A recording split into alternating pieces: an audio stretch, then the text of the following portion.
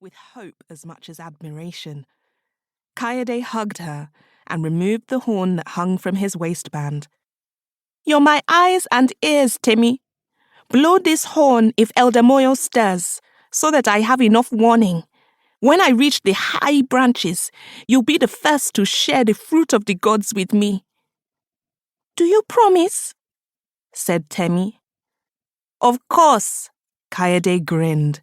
"And a promise between brother and sister is stronger than the sun." Temi scratched at her shaven head. "But what about when you tried to climb yesterday and 2 nights before?" "Never mind about that," muttered Kayode. "There's no greater reward than achieving that which seems impossible. It's as the elders say, sometimes we have to fail in order to learn." "The only thing you learn is how to take a beating," Akufo called, prompting more laughter. Kayode kissed his teeth in return. Brother and sister tiptoed together through the scorched grass. Temitope's bare feet caught a particularly sharp branch, and she yelped. Kayode turned to her, wide-eyed, placing a finger to his lips. He quickly glanced back to the tree, but Elder Moyo was out cold, gurgling away as though her throat was full of palm wine. Judging by the empty jugs beside her, it probably had been some minutes earlier. "Stay here, stay down, and watch carefully," Kayode whispered to Timmy.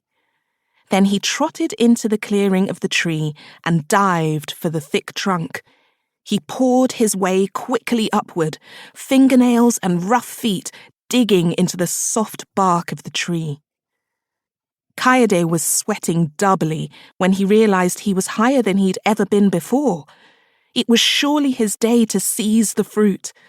No one in his village, Ikire, would ridicule him after this. He'd be more revered than any elder and stronger than any warrior in the village.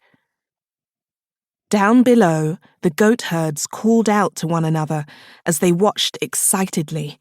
But just as the fruit-bearing branches were nearly within reach, the sound of Temitope's horn drowned out that of the other 4 boys and girls. Kayode looked down in alarm to see a furious Elder Moyo scrambling up towards him.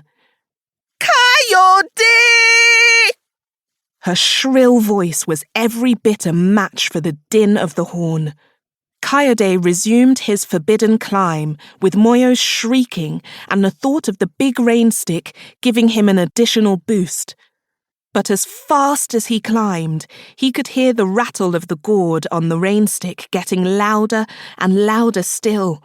He grabbed for a thick branch and hauled himself up. The oval-shaped fruit was right there for the taking. He peered down and saw Elder Moyo grab for the branch with her empty hand.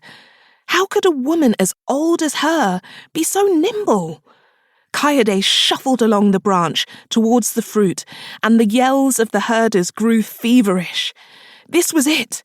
His fingers stretched out for the hanging fruit. Then the rain stick hit its target with a thwack.